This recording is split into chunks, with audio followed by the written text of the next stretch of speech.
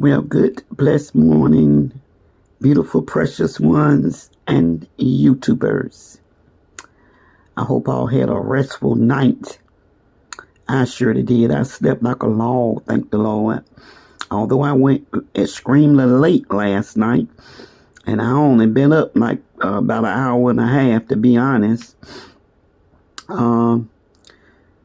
Being retired, and they say, it's extremely cold out there, and I don't have a reason to get out apart from, I do need to go to the gym and walk. I can't get on any of that equipment apart from the treadmill. That's about all what I can do, and a few squats, because with the things that's happened to my body from working from 16, 17 hours a day and a couple of car accidents, I can't do much. But I'm thankful to the Lord because, some doctors, they really can't even understand how I'm standing, how I can even stand up, But anyways, I'm not here to talk about that. I'm up here to tell you how, again, I randomly opened up my Bible, and it came to Ezekiel, and this is the 7th chapter, and I advise all to read the entire chapter. I'm going to, the 7th chapter of Ezekiel. Oh my goodness, when I was reading this, anyone that don't believe that we are in some serious times, you will. If you keep living, you will. You will. I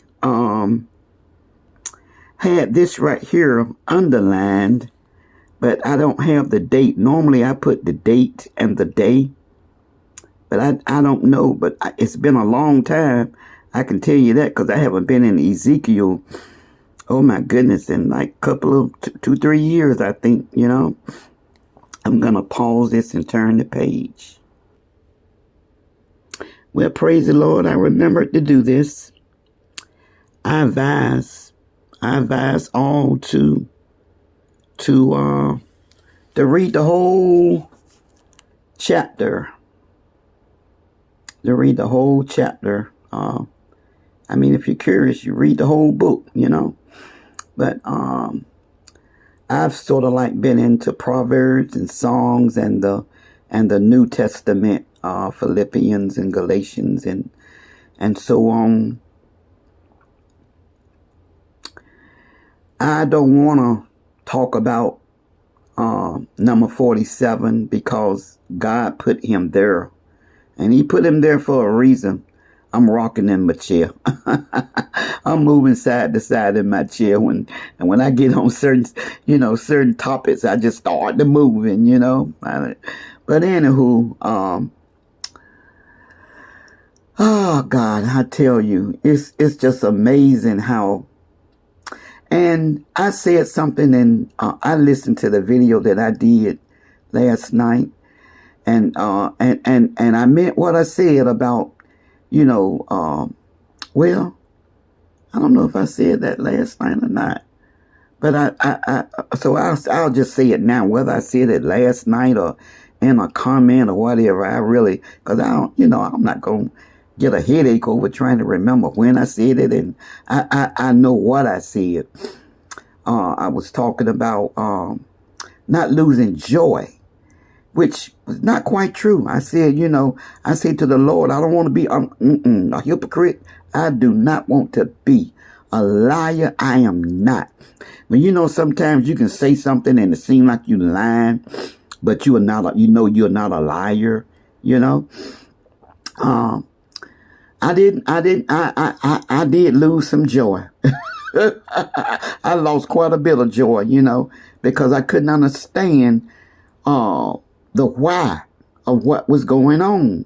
There has been some things that's going on with somebody else and myself, that I just can't, Lord, I mean, I've been asking why for a long time. And then it just keep continuing and continuing and continuing, you know? And so I sort of like shut down, but I'm like coming out of it now. You know, I'm coming out of it now. And but I can say that do not a day go by that I don't laugh. And I'm so thankful for that. Because I remember the days, and when I think of those days, it brings tears of joy and sadness to my eyes. How somebody can be so miserable. My God, I didn't want to be around nobody. I didn't even want my own children, because they was young. I didn't even want them to see me like that. But I one day, I'll give you this testimony right here. I'm going to lay this phone down.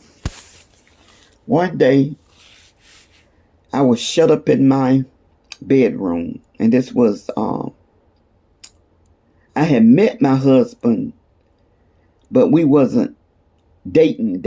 We you know, he liked me, but he wasn't in love with me, and I wasn't in love with him at that time.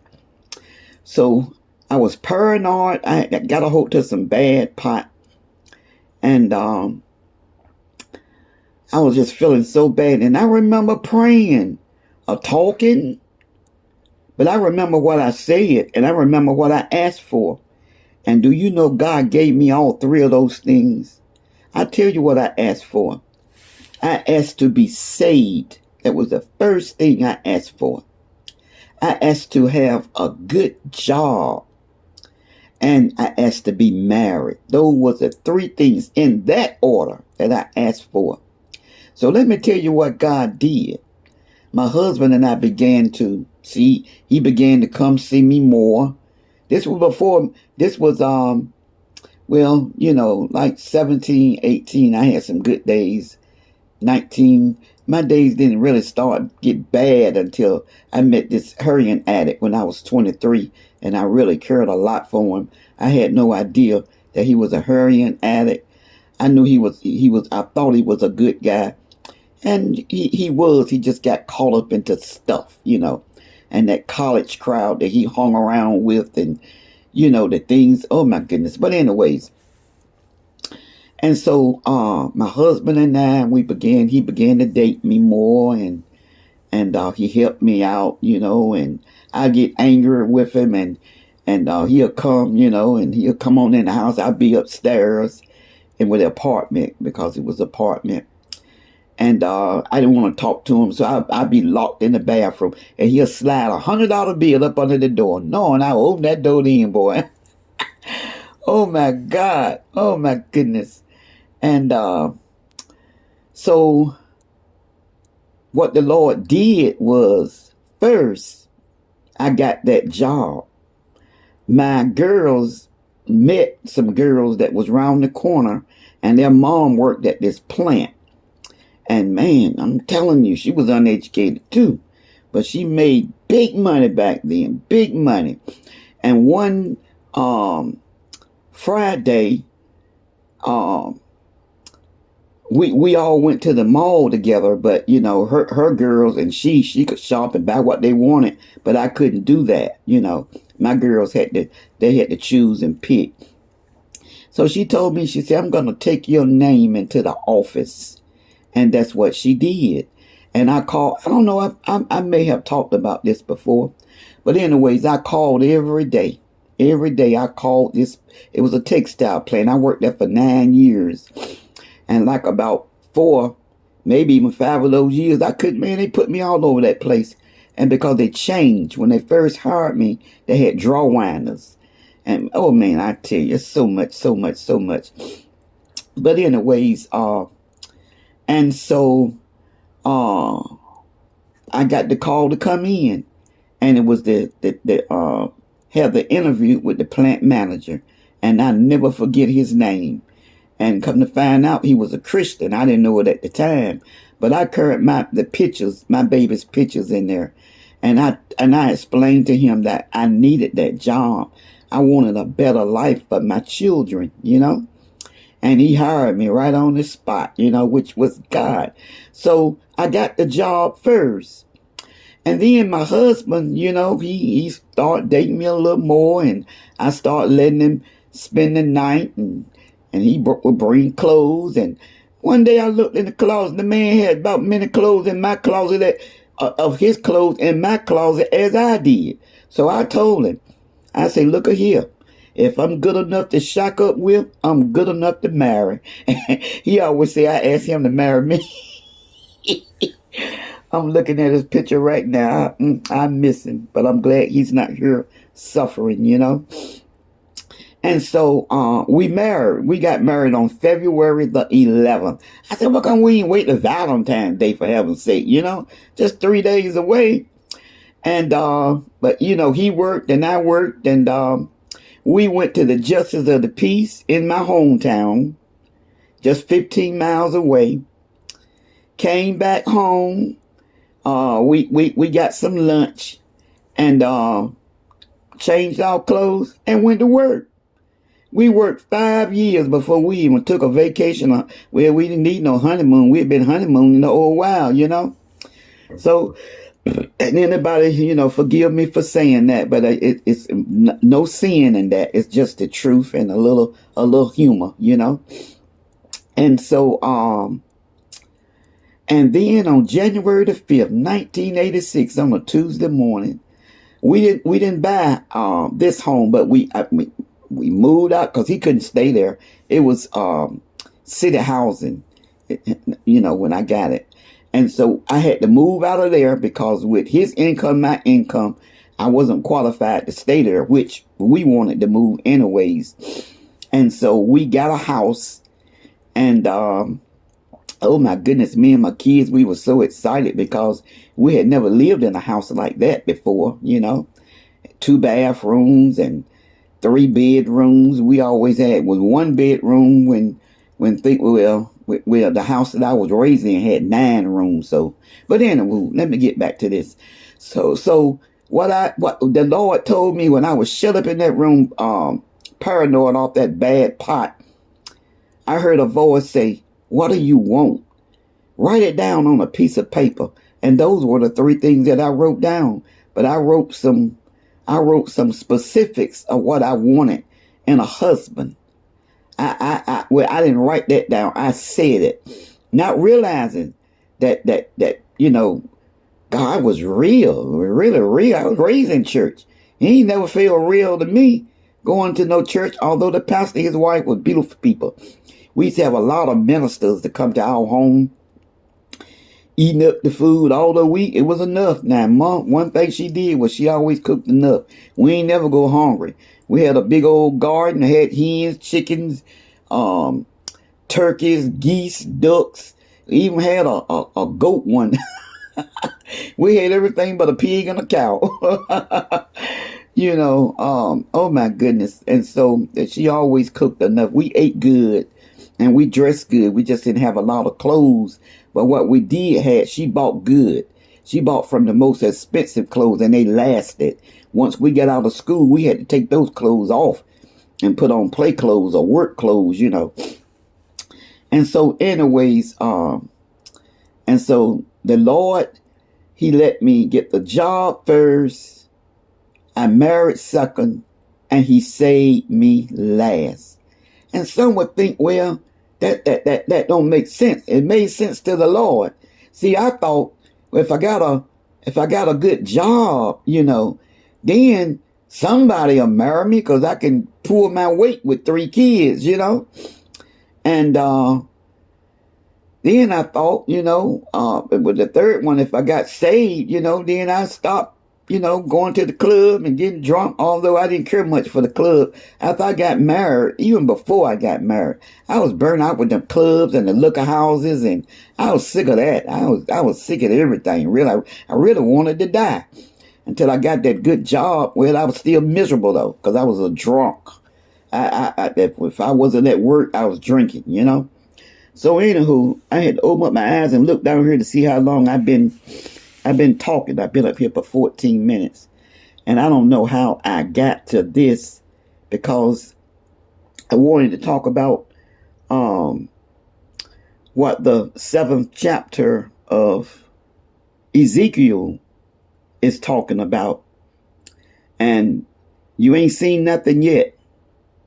You haven't seen anything yet. I almost thought to put my title as "Now It Begins," but it been started. It's just that the Lord had to put people into places to get things done. So I'm gonna close with this right here, like I'm some minister. Lord have mercy. Church girl, just don't hardly go to church, And so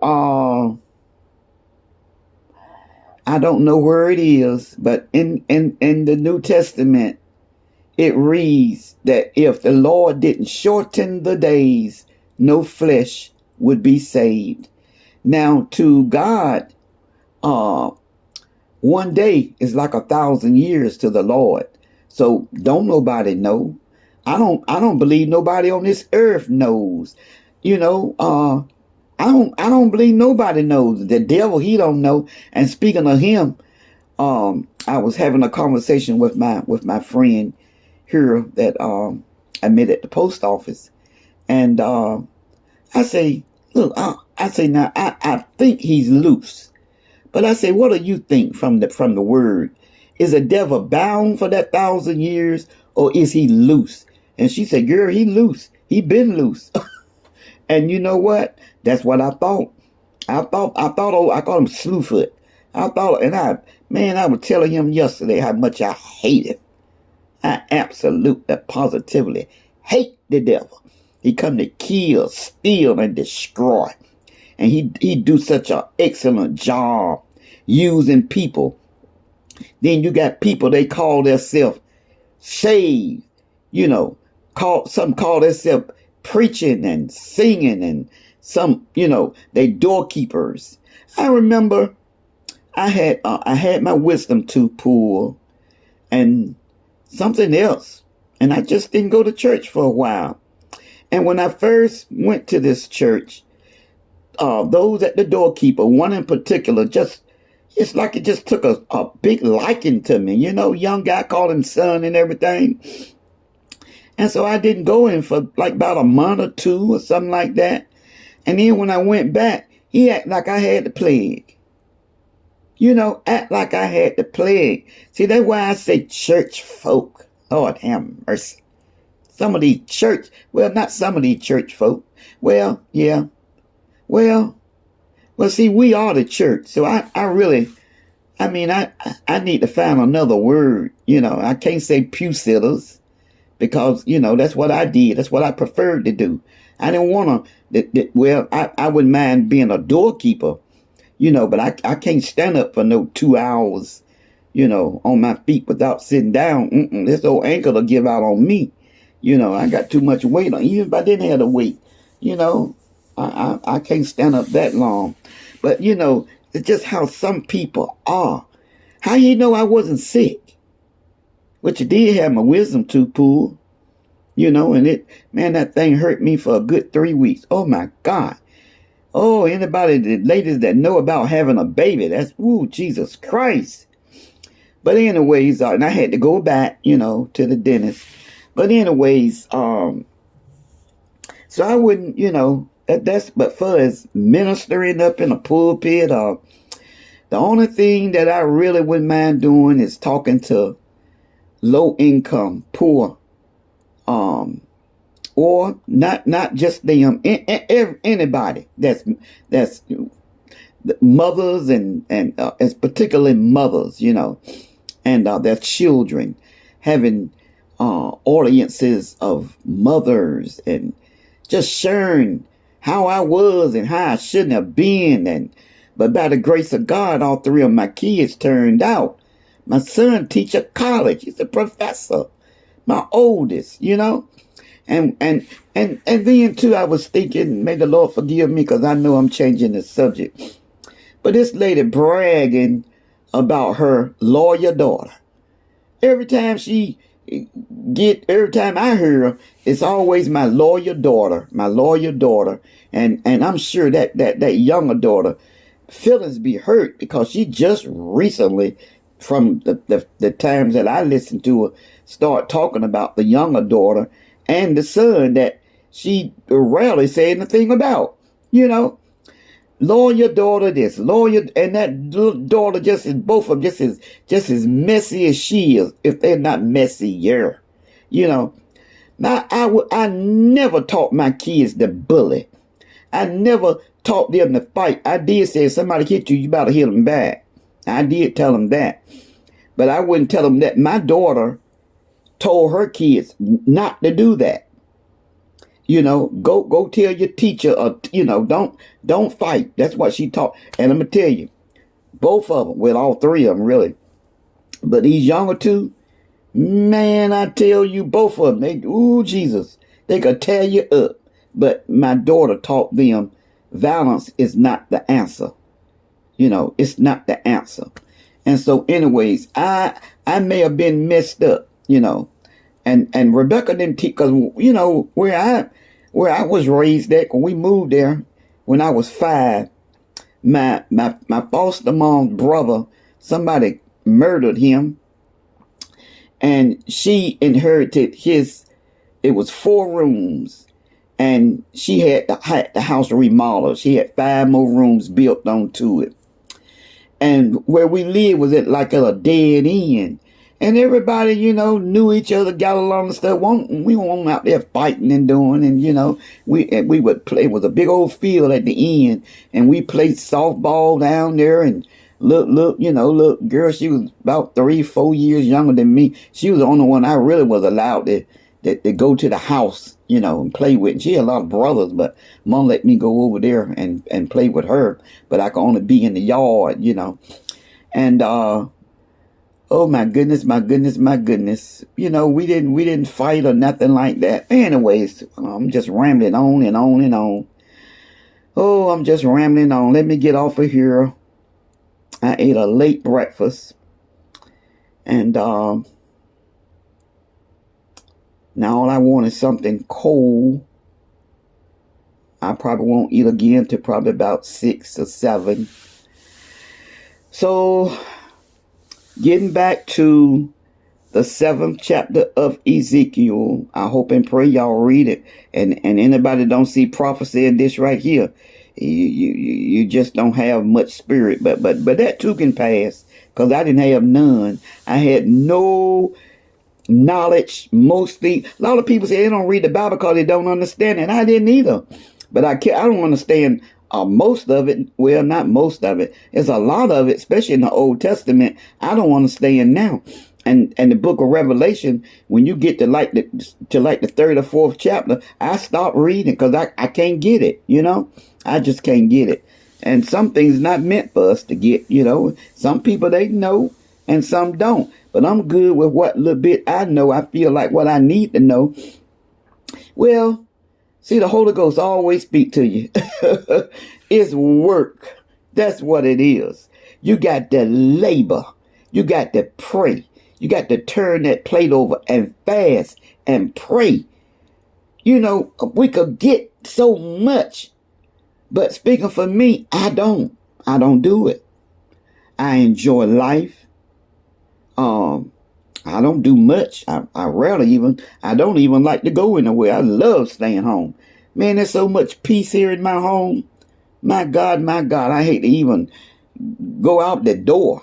Well, I do, you know, but that's the yard about further out, you know.